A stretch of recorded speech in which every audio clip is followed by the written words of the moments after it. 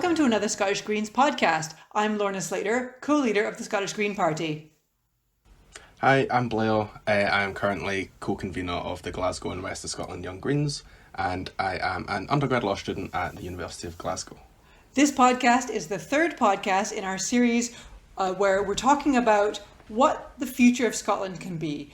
We want to create a positive vision for what Scotland could look like. We believe that you can create the future that you want to see. So today, Blair and I will be talking about a constitution for Scotland, specifically for an independent Scotland, because that's the vision of the Scottish Green Party. But Blair, before we get into that, you've got quite an interesting job. Can you tell me about that? Yeah, so normally I am an environmental sustainability coordinator for Glasgow University, part-time alongside my studies, but because of everything going on, there's not been as much work to do, so I've been seconded to the Lighthouse Lab in Glasgow. So the Lighthouse Labs are the UK's coronavirus testing centres. So I've been working night shifts down at the Queen Elizabeth Hospital at the Lighthouse Lab there, making sure all the tests get done and the results texted out within 24 hours. Is that quite interesting?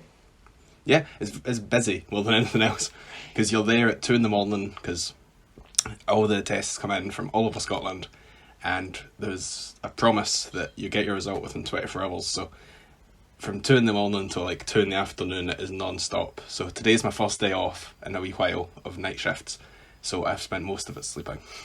And then you joined me on this podcast. Thank you so much. No, it's fine. This is like 1 p.m. This is just sort of like 9 a.m. for me. This has made sure I got out of bed. Oh, well, thank you so much. Okay, well, let's start from the beginning then. What is a constitution? So, a constitution, basically, not all laws are made equal. What people think of as normal laws, so the hate speech bill that's going through Parliament, or the COVID Acts, those are quote-unquote normal laws. You get a higher type of law called a constitutional law. In most countries, they have a written constitution, the most obvious example being the American Constitution. A constitution is basically how a country wants to govern itself. It's the rules set up to decide how other rules are made. So most constitutions are they have two main aspects. One is just about rules. It's, how many votes does the lower house get? How many votes does the upper house get? Do we have an upper house at all? And then the other part of a constitution is saying what you want your country and your society to look like. So going back to the US Constitution as an example, most of it is actually really dry. Most of it no one actually reads, but it's about, the separation of state and federal powers. And then the bit that people know is, what is that? Life, liberty, and the pursuit of happiness. And then the right to bear arms. So constitutions normally take two forms. Or they take one form with two key parts to it. How the country is run and what the country is wanting to be. And how it wants to see its people and its society. Right, so that's a really important document. And what is the unique about the UK's constitution? So most people would be half right in saying the UK doesn't have a constitution. We do have a constitution, it's just not written down anywhere. The UK is unique. I think there might be one or two other countries around the world, I think Israel comes to mind, where the constitution isn't written down. This happened in the UK because our democracy started 1,000 years ago and then slowly built up over time, and then there was never one moment when everyone sat down and went, we should probably write all this down, like there was in America. And most other countries, especially post-independence British Empire countries, they sat down and thought, how do we want our country to run? The UK has never sat down and actually talked about it. It has just been a sort of system of rules that people have assumed over time. That has some benefits in that it allows for some flexibility, but it has mostly drawbacks in that no one is ever quite clear on where the rules stand, which is why UK constitutional law is really vague and not very sexy, because lots of it is just people arguing about, oh, we assumed this was fine, and then other people assumed it wasn't. So that's why the big constitutional fights in the UK have often been settled in courts. So, for example, the prorogation of Parliament a couple of years ago to stop Brexit happening, no one knew if that was unconstitutional or not, because it wasn't written down anywhere. It had to go to the Supreme Court, who then had to decide. So with it not being written down, it's not very accessible. And it depends on your judiciary being separate from your executive branch, which of course Boris Johnson doesn't like, because, well, no prime minister or president likes, because it means they can't do whatever they like. Yeah, it used to be worse in the UK, if you could believe, because all three branches were in the same building. The Supreme Court used to just be like a subset of the House of Lords. They would sit in the Lord's Chamber, and having the judiciary and the legislator in the same room is just a terrible idea. So in 2011, they moved it to the other side of Parliament Square, which wasn't a huge improvement, but at least it was in a different building. Symbolic break that the branches of government need to be independent. Mm-hmm.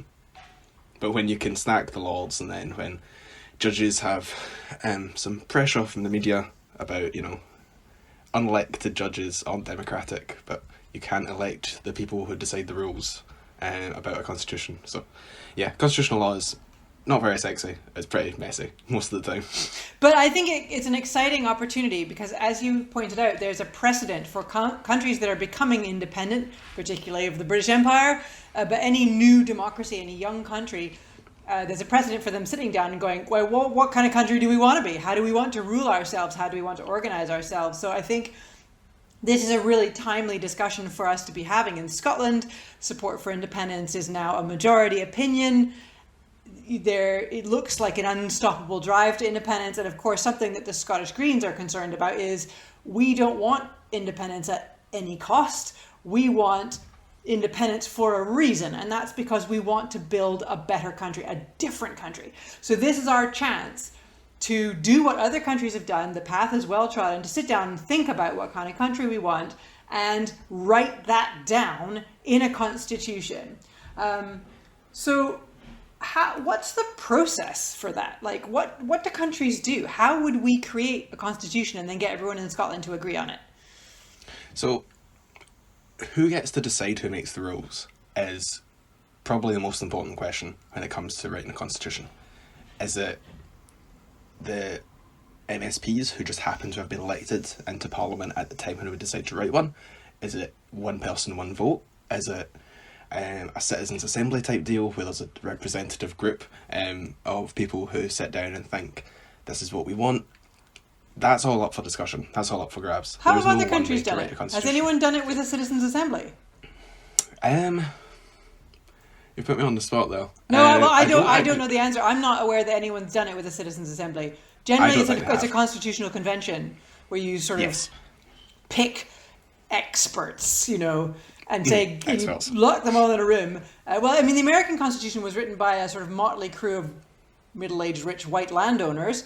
But they were, in their favor, they were learned and they were earnest about creating something new and different. Obviously, they weren't diverse or representative at all, but they were radical for their time, and they created a constitution that was relatively robust. It didn't anticipate Donald Trump, but it was relatively robust, and it has withstood for a couple hundred years. It's probably time for a bit of a revamp, but I think what do you think about a citizens' assembly, or as opposed to a constitutional convention?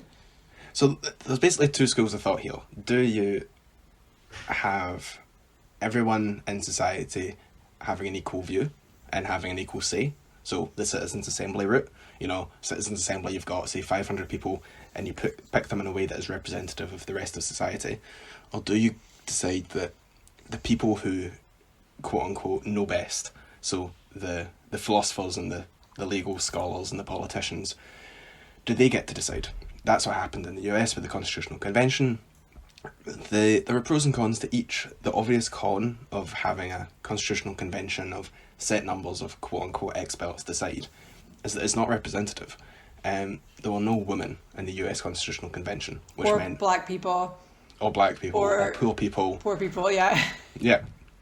Or, non-WASP immigrants, So when you have a society which is designed by racists, it is going to work for racists. Using the American Constitution as an example, with the awful 3/5 of a vote rule for slaves, say. When you have a citizens' assembly, you don't have... Well, it's not... stacked to the gills with people who've done doctorates in what a constitution is and what, the philosophy of different types of rights and all that. But you have ordinary people. You have people that look like Scotland that we want.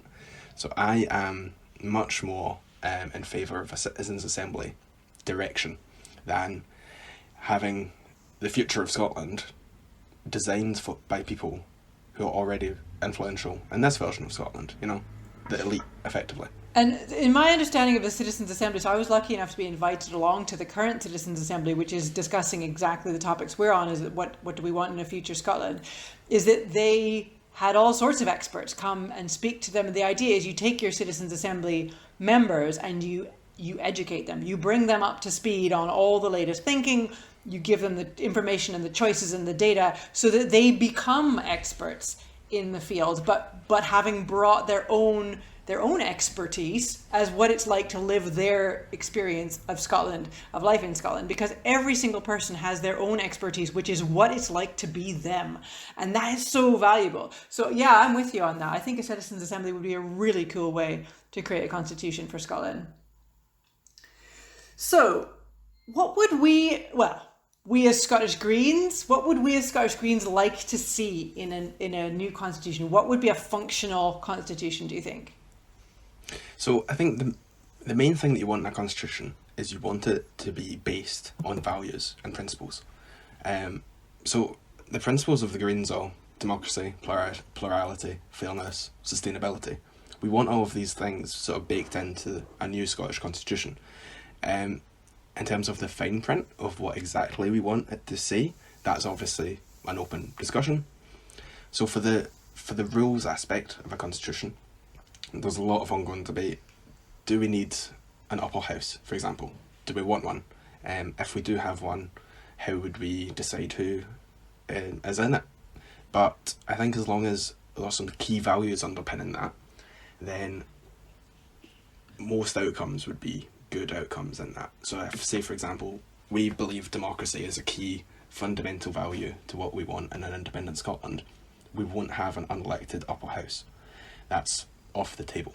In terms of what sort of society we want Scotland to see, personally, I would like to see all of the fundamental building blocks of life embedded as constitutional and human rights for all people in Scotland.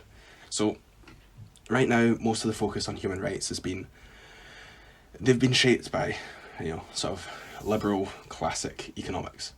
Freedom of assembly, freedom of expression, freedom to privacy. These are all incredibly important, but when people were deciding what rights were important, they skipped the first step, which was basic needs. So food, shelter, education, health, care, social care. Mm-hmm. Yeah. So clean air, clean water. Mm-hmm. So when all the Scottish Enlightenment people were sitting there and thinking, what do we want in society? They weren't thinking housing, because they all had housing, so they didn't have to think about it. They thought, I want to be able to criticise and have protest, which is obviously fundamentally important and should also be included, but they forgot about all of the basics. Because they were rich white men. I'm going to keep coming back to this point, but that's exactly it. Because they took it for granted that those things should exist, they never thought about people who had to fight for them. And also, the cynic in me would say, because they had something to gain from not everyone having housing and food. There is that's a very direct line. cynical. I'm on board, but it's really cynical. Yeah, because the people who are learned and who are in positions to write classical economics and then write the constitutions that flow from that, their whole system depends on people not having fair housing and not having access to money and access to work. And being forced to work on your land or in your factory to make you richer. You don't want people to have better options than that. Tenancies. Exactly. So if we had a society where everyone's basic needs were guaranteed, UBI, a housing for all, food for all, then we would have a much fairer and just better Scotland. That's why I wrote a tweet this week, which I'm really proud of, which was because I just had this thought where we're arguing about the benefits during COVID-19 crisis, about the support that the government is giving to businesses and people and so on. of course, so the economy doesn't collapse. And this argument about, who should have enough and who gets to decide who has enough. So the government kind of arbitrarily goes, well, you have worked your business for 3 years. You may have enough to eat, but you, madam, you have not. You don't get enough to eat. And it's kind of, why do we have a few people who have loads more than they need getting to decide who has enough? Why don't we have a society where everybody has enough and we sit around and decide who gets to have more than they need? Because we could make that decision. We say, well, that person's given a major contribution to society. They've studied to be a surgeon for many years. They gave up a decade of their life to become that. All right, we'll let that person have a bit more than they need to thank them for the contribution they've made to society, for example. But there's not the other way around where we sort of go, oh, well, I'm perfectly comfortable. I get to take 2 holidays a year and, eat 3 lovely meals a day. But you, I don't think you're worth it, and I think you should go hungry. Is insane. That's the basis of, because the basis of human rights is that they are afforded to all people, regardless of, how good they are as a person or how hard they've worked as a person. But because they are a human, and because we respect the idea that all human life has value, they should be able to live in a decent way. So when we have failed to provide for money, housing, food, health, that's saying, oh, you're a human, so you have the right to protest, but you don't have a job, so you don't have the right to eat. Yeah. When we have an independent Scotland, we have the chance to make an entirely new country based on what we want Scotland to look like. We don't have to go on the basis that all of the old rules still apply. We can say that in an independent, green Scotland, everyone has the right to a decent life. Everyone has the right to eat and to be looked after and to survive. But right now, the current constitutional and human rights approaches, sort of most popular around the world, are based on capitalism and based on saying, you should have to fight for food and housing. So I've got in front of me on my computer screen the Canadian Charter of Rights and Freedoms, which is part of the Canadian Constitution. So I grew up in Canada, and of course in school we had to study the Canadian Constitution and the Charter of Rights and Freedoms. So it's the one I'm most familiar with. I'm not going to read it out, but I just think based on our conversation that we've just had, the headings in it are very interesting. So this is described as the fundamental rights that all Canadians have. And the first one is democratic rights, the right to vote, to be represented, etc. Mobility rights, that's the right to come in and leave Canada, to move around within Canada. Legal rights, life, liberty, security of person. So that's the equivalent of the American life, liberty, and happiness. Equality rights, everyone's equal before the law. Official languages, of course, language is a big thing in Canada because of the English and French languages. There's also a minority language educational rights, so that if you are a Canadian citizen who speaks another language that's not English or French, your rights to speak that and function in that language are protected. Enforcement, so it talks about how these rights are enforced and how the charter should be applied. That's it. Do you know what I mean? So it's like what you've just said. We're talking about legal rights, but not basic rights to the stuff of life. You don't have the right to food. You don't have the right. I mean, the thing is, I think you could extrapolate some of that on the life, the life, liberty, and security of person. Food insecurity is a danger to your security of person, but that's not been extrapolated out into practice. Yeah, so in Europe, so just a word on the difference between constitutional and human rights. It's very nuanced, but the Constitution is the document, and then human rights are seen as constitutional because everyone has them. So the UK doesn't have a written constitution, but we are part of the European Convention on Human Rights, which is a different Europe from the EU. So that we are not losing yet a European Convention for Human Rights. The Tories would like to take that away from us, as far as I understand it, but they haven't yet. Not yet. So in the ECHR, the rights that we have are, the only absolute right is freedom from torture.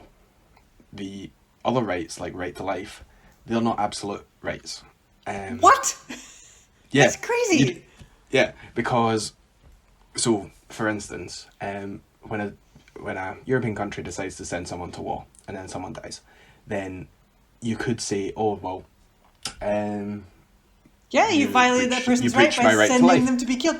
But they have! Yeah, but they have, but they decided not to make it absolute. The only absolute right is the freedom from torture.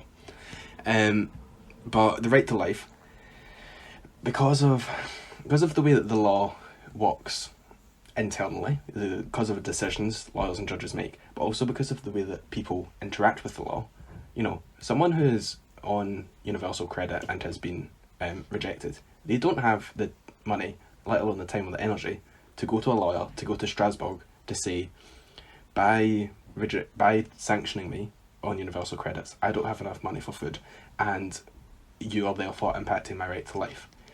But also, if someone took that case to court, because of the way that the rights system currently works, they would say, oh, it's not an absolute right, The government has discretion to That's decide horrendous. This government has discretion to take away your life because they just can't be bothered to keep you alive.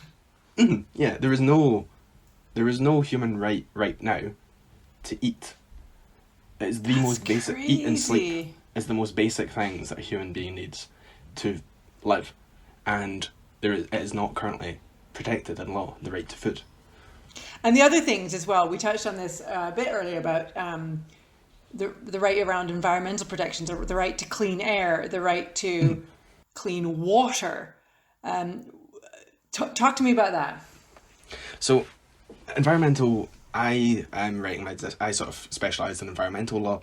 I'm writing my dissertation on how we can basically how we can use the law to force countries to take action against the climate emergency.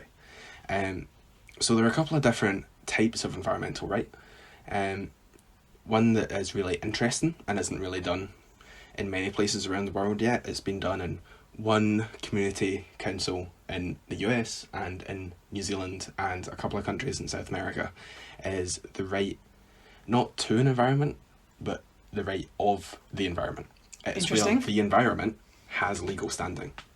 It's where a river or a forest or an aspect of the natural environment has the right to go to court and to enforce its rights, to be protected and to be looked after and to be sustained for future generations. Because there are currently two types of bodies that have that right. One is human bodies, and the other is corporate bodies. Corporation is an embodiment of a business. So the idea would be to give aspects of the environment, as you say, the same right as corporations have and as humans have. Yeah. So right now, law is anthrocentric. It is designed around humans. The only people who have and rights capital. in court, it's the way it's called is natural persons, humans, and corporate persons and corporations. So they have given companies personhood and the ability to stand up on their own in court. That's why you can sue a company. But there's nothing stopping us from taking a more ecocentric approach and from saying that, other people deserve standing in court, like the planet. So there is nothing stopping us. It is an interesting approach that Scotland could take when it's deciding this is what we want our country to look like. We could decide that actually our natural environment has its own rights. It's not just in relation to humans and how we use it. Which takes me on to rights to the environment. So in some instances, people have the right to an environment, the right to clean water, for instance, and the right to go out and enjoy the countryside. Scotland has some of these. If you follow me on Twitter, you know that I absolutely love the Land Reform Scotland Act 2003, which basically means people have the right to roam. They have the right to go out into the countryside and be inland, which is really important. But in Scotland right now, rights to an environment are fairly limited. Some ways that people have been trying to push this sort of field of law is through human rights. So, for example, I think there have only ever been 3 cases to the European Court of Human Rights that were related to the environment. And they have all been about the right to life. So there was a case of a Spanish town which was based on tanneries, so leather production, and the impacts on the local environment were so bad that it was costing people their lives. And there was a successful court case, but it was done through the right to life rather than right to a healthy environment. One really interesting case which I think should be the basis of how Scotland views the law and the environment, is the case of the state of the Netherlands against Ogenda Foundation. I've definitely butchered that pronunciation. It was the first ever successful climate justice case anywhere in the world. It said that the Dutch state had an obligation to reduce its carbon emissions in order to protect society, Dutch society, and by definition, the planet. It was the first ever time that a court has said, actually, you have to cut your emissions in order to protect everyone's life. So there was a push to bring that sort of legal thinking to Scotland, and to saying the Scottish Government is legally obliged to act to cut its carbon emissions. We're not quite there yet, but hopefully in the next couple of years, that's where Scotland will be heading. It's really interesting stuff. I want to circle back on a couple of the points we've touched on. This has been so interesting, but we've managed to kind of cover quite a lot of ground, and there's a couple of points I'd like to go back to. This one's a bit of an aside. So my understanding is that our laws are based on this personhood concept, which you've described really well. And my understanding is that's based on ancient Roman law. And one of the interesting side effects of personhood law is that you can revoke a person's personhood. And then they become an object. And that's how slavery was sort of justified, was built into Roman law. So our laws today still have that basic structure which allowed for slavery, because you can dehumanize a person. You can literally take away their humanhood by law in ancient Rome, and they become an object. And so I just think that's a really, especially with all the sort of Black Lives Matter and talking about slavery, reparations, and everything that's happened in the last 6 months, is how ancient our system of law really is, and how these sort of side effects like slavery are built right into it. Yeah, because in Scotland, no one has ever sat down and thought, maybe the law isn't working. There's never been a moment where we've sat and thought about it. It's just been on the basis of, this is how it's always been done. Like you said, Roman law goes back to ancient Rome, and it is the basis of most of the European legal system, is Roman law. There's never been a time where we've sat down and thought, maybe we shouldn't view society and how it runs purely in relation to people and how much they contribute to society. Maybe we should sit down and think, actually, human life is valuable and everyone should enjoy it, and also the natural environment is valuable and everyone should enjoy it. And, like a functioning society, how do we achieve that through law? It has always just been the way it is because it's the way it is. So it'd be really interesting to use independence as an opportunity to rethink how we want society to run and how we want to use the law to enforce that. Should businesses be able to incorporate themselves and have the same rights or more rights as a human? And, is it possible to revoke? I'm just talking about whether this should be discussed, about how it could be, and whether, things like, so something that annoys me about the way our capitalist society works is that when what I think are public services end up being outsourced to private corporations, we then lose all transparency and accountability, because those incorporations, those embodiments of businesses, are entitled to the same privacy as a human person is. And that's the kind of thing that I think we should have a big, long think about. Yeah, so the idea of corporate persons, not gonna lie, I just did not go to most of my corporate law stuff because it was incredibly boring. It was not for me. But the idea that corporate personhood is good in some instances, because we can say, if X company does this, they should suffer for it, rather than, someone way down the food chain in the company should be personally responsible. The flip side of that, though, is that when the chair of X oil company has a massive oil spill in the Gulf of Mexico, corporate personhood means that that person is not held responsible in a personal capacity, only the company is. And so, due to financial and accounting tricks, they never really have to suffer any consequences for that.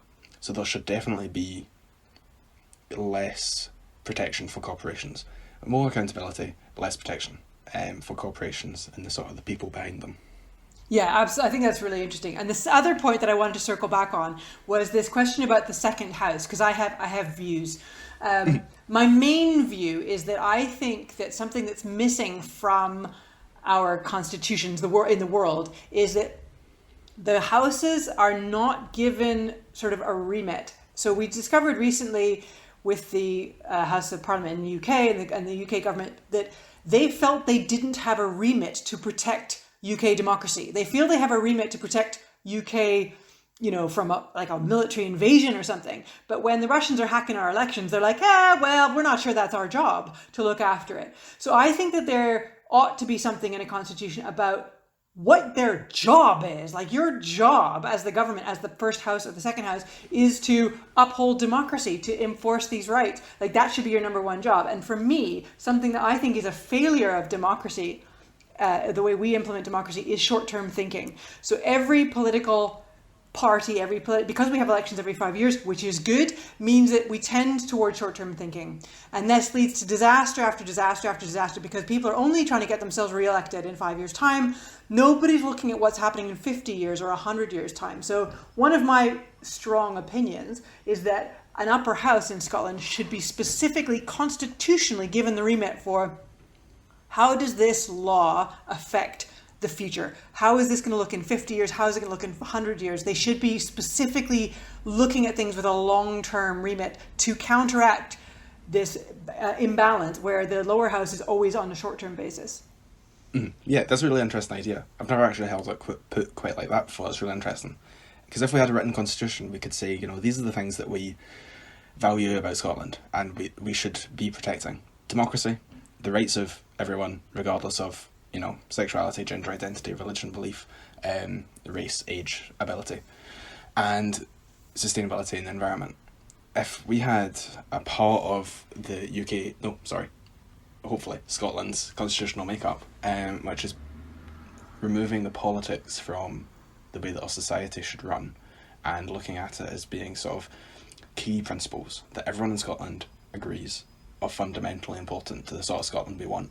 It's really, it would definitely be an improvement on the current upper house situation, but that would not be held. No, that's true. And the other question I want to ask you about the upper house, so this is one I don't have a view on, but I've heard people talk about, is having a citizens' assembly as the upper house. Mm-hmm. So not elected. So you mentioned earlier that you felt that there should be an elected second house, but would a citizens' assembly be okay? It's not elected. So the idea is called sortition. It's basically jury duty, but for politics. It's the idea that anyone can be eligible to be chosen for a set term in the upper house, and that does achieve the citizens' assembly representation bonus. The issue is that some people don't want to be a politician, and forcing them to might not be the best thing. But it is an interesting idea, the fact that anyone should be able to decide how our country is run, because right now that's just not true. You have to be a very particular type of person to be able to decide how Scotland runs. So my personal preference for an upper house and how it's made up, I think, would be to overcome failures in the electoral system to truly represent people's political beliefs. So basically a sort of top-up system where whatever voting system we end up using for the lower house, it presumably will never be, an exact reflection of the vote share. But if we used the upper house to sort of top that up and to make Parliament more representative, and also to ensure some sort of consistent representation for different groups, so minority groups, trade unions, education, different sectors in society. It'll be like a big Scottish Green Party. Yeah, exactly. The dream. One big Scottish Green Party.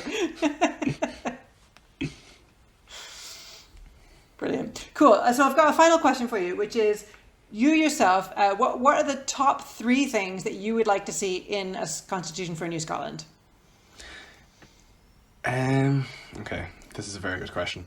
And I could probably write 10,000 words on it, but I don't know if I'll be able to say a minute about it. First thing would be human rights. The first set of human rights are in basic needs. So, food, housing, shelter, the basic things that a human needs to survive and to have equal access for everyone. And then, secondly, the human rights that we currently have, the personal liberties aspects. So, the right to life, the right to expression, the right to privacy, the right to freedom of belief. All of these things are fundamentally essential for like a healthy society. Otherwise, dictatorship. That is the direction that fascist countries always start on, is losing the ability to stand up to politicians and government. The third thing I would like to see, mainly because I'm writing a dissertation on it and I would quite like to be vindicated, is the right of the environment and to the environment. So the right of everyone in society to get the benefit of clean water, clean air, no carbon emissions, all of these things, but also the right of the environment to be protected, not because it is beneficial to humans, but because it is beneficial in and of itself. So that covers things like biodiversity and ecology. Because right now, if you only view the environment as something that humans can use and extract things from, you're still not really respecting the environment as a fundamental good in and of itself. This has just What been about you? absolutely. Well, I've got written down here. I did much simpler than you, but I'm not studying constitutional law. So I wrote housing, food, and a future. I think there needs to be something built in, as I say, maybe as part of the remit of the second house, but definitely acknowledged that we feel that people of Scotland deserve a future. And that, I think, would sort out a whole bunch of stuff around environment, around how we share out resources, that kind of thing. Anyway, Yeah, if we had it written down somewhere that, Scotland should be healthy and livable come 2050, come 2100, we not only should, but we would be forced to tackle the climate emergency. Climate change isn't cool. It is not an important enough issue for politicians to tackle because it doesn't win votes. But come 2050, there won't be any votes left to win, If we have it written down that Scotland needs to be sustainable, then the tackling the climate emergency would just be so much more achievable. This has been brilliant. Thank you so much for joining me today on the podcast. No worries, thank you for having me.